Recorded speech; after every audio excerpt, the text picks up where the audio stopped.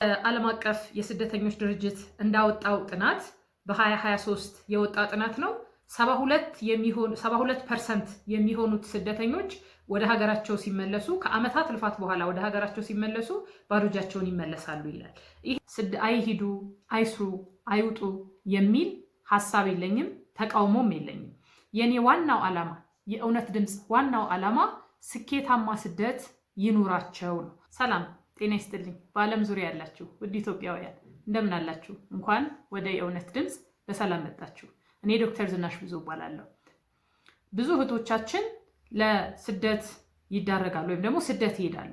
ስደት አሁን ላይ የተለያዩ የአረብ ሀገራት ወጥቶ መስራት እንደ አማራጭ ተማሪዎች ጭምር ትምህርታቸውን እያቋረጡ እንዲሁም ደግሞ ባለትዳሮች ትዳራቸውን ትተው ልጅ ያላቸው ልጆቻቸውን አስቀምጠው ስደት ይወጣሉ።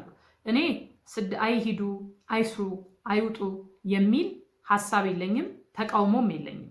የኔ ዋናው ዓላማ የእውነት ድምፅ ዋናው ዓላማ ስኬታማ ስደት ይኑራቸው ነው።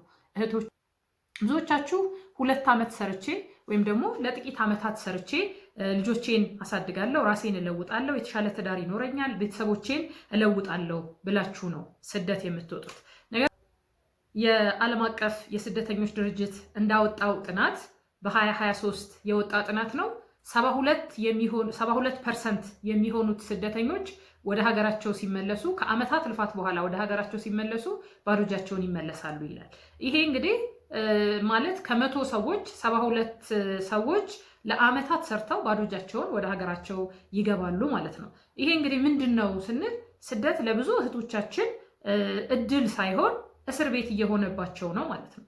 ምክንያቱም ለዓመታት ለ10 ዓመት፣ ለ5 ዓመት፣ ለ15 ዓመት እዛ ከወገናቸው ተለይተው ከቤተሰቦቻቸው ተለይተው የፈለጉትን ሳያደርጉ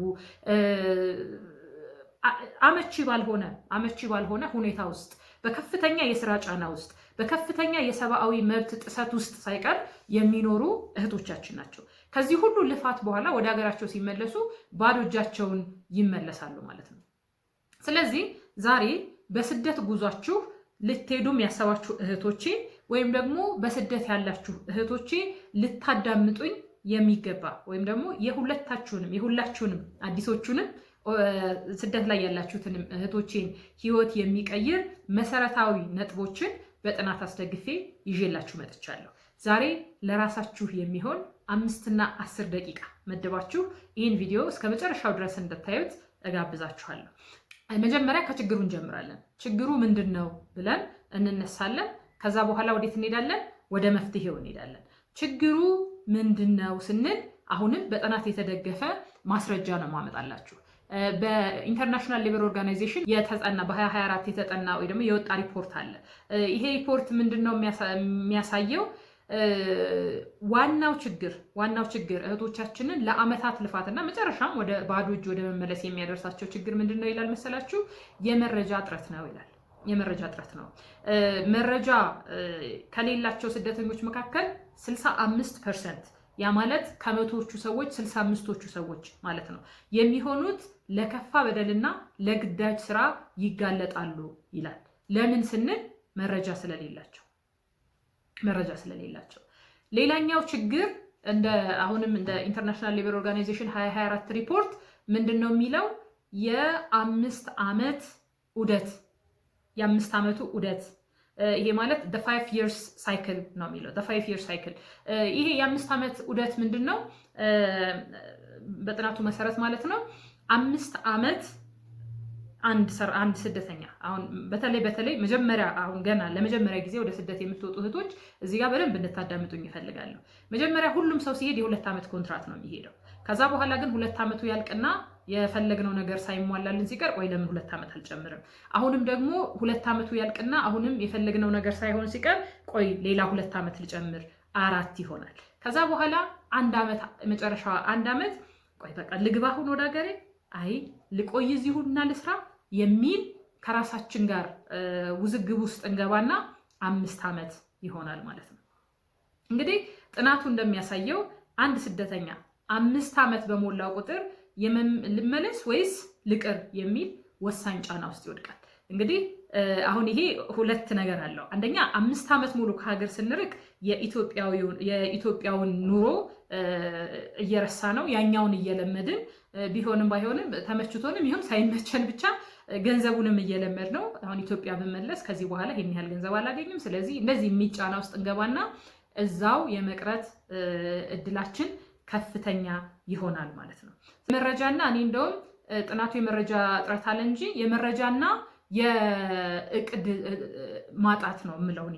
የእቅድ ማጣት መረጃ ለመኖር አንዱ ነው። ሁለተኛ የእቅድ ማጣትም ሌላኛው ነገር ነው።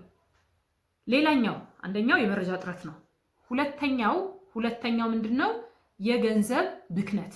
እህቶቻችንን ለአመታት ልፋትና ከዛ በኋላ ባዶች እንዲመለሱ የሚያደርጋቸው ሌላኛው ምንድነው? የገንዘብ ብክነት ነው። አሁንም ጥናቶች እንደሚያሳዩት 72% የሚሆኑት ተመላሾች የተላከው ገንዘብ ለማን ይሆናል? ለቤተሰብ ፍጆታ ብቻ የሚሆን ነው። ለቤተሰብ ፍጆታ ብቻ። ፍጆታ ማለት ልብስ ለመግዛት፣ ምግብ ለመግዛት፣ የቤት ኪራይ የሚከፍሉ ከሆነ የቤት ኪራይ ለመክፈል፣ እነዚህ አላቂ ለሆኑ ነገሮች የሚውል ነው ማለት ነው። ያ ማለት ቤተሰቦቻችን በምንልከው ገንዘብ ቋሚ የሆነ ስራ ንግድ ሊሆን ይችላል፣ ወይም ደግሞ ሌላ ቋሚ ነገር አያደርጉበትም ማለት ነው። ይህ ምን መሰላችሁ የሚያሳየው?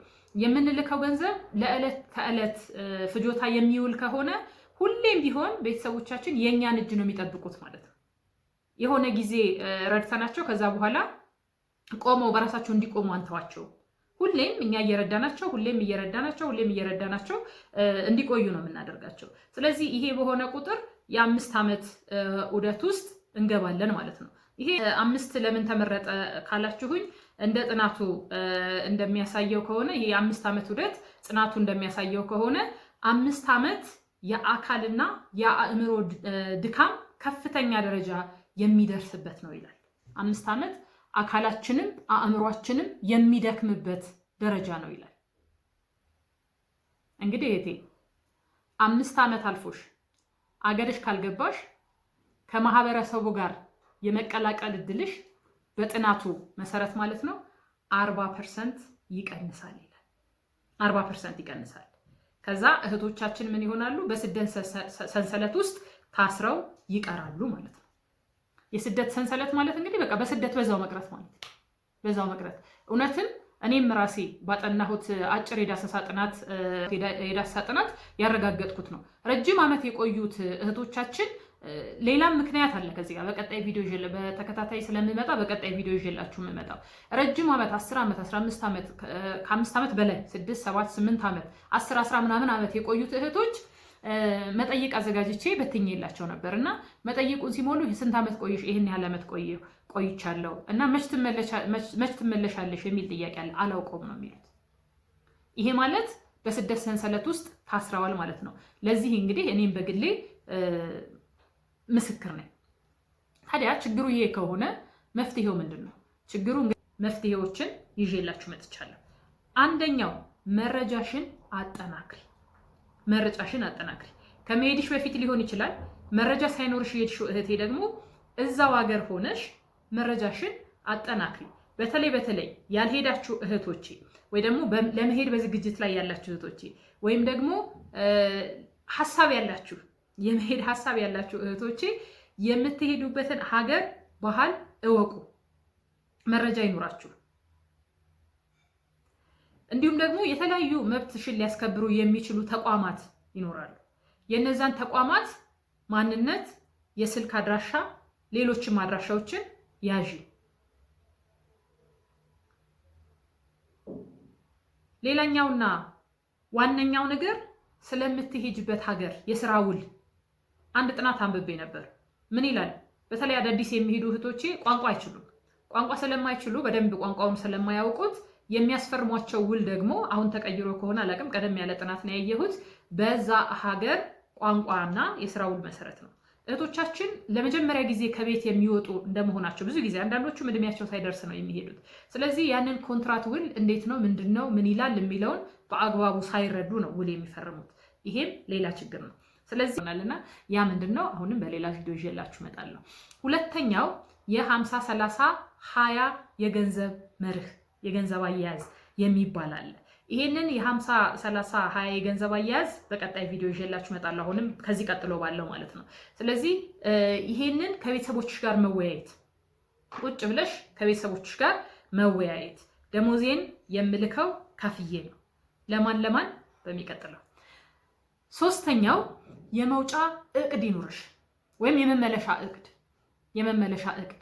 ቅድም እንዳልኩት ጥናቱ የመረጃ እጥረትና የገንዘብ ብክነት ነው ይላል።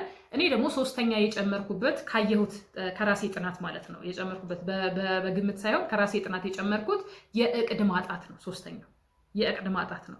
ስለዚህ የእቅድ ማጣት ስላለ እቅድሽን መጀመሪያ አስተካክለሽ ሂጂ። ምንድነው የምታቅጂው?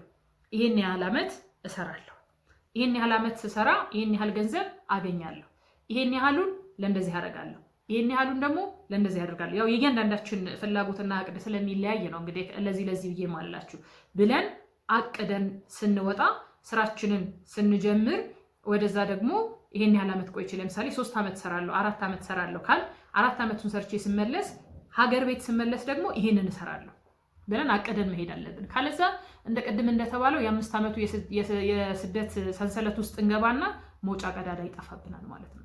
እንግዲህ እህቶቼ ስደት አማራጭ እንጂ ግዴታ ሊሆን አይገባም።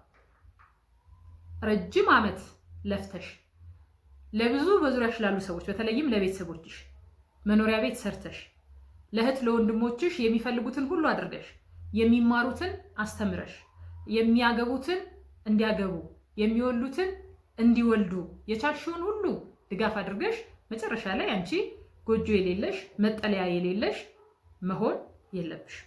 ይህ እንዳይሆን አሁኑኑ ንቂ፣ መረጃ ይኖርሽ፣ ለራስሽ ቆጥቢ፣ ራስሽን ውደጂ። በሚቀጥለው ቪዲዮ ደግሞ የ50 30 20 የገንዘብ አያያዝ መርህን ይዤላችሁ እመጣለሁ።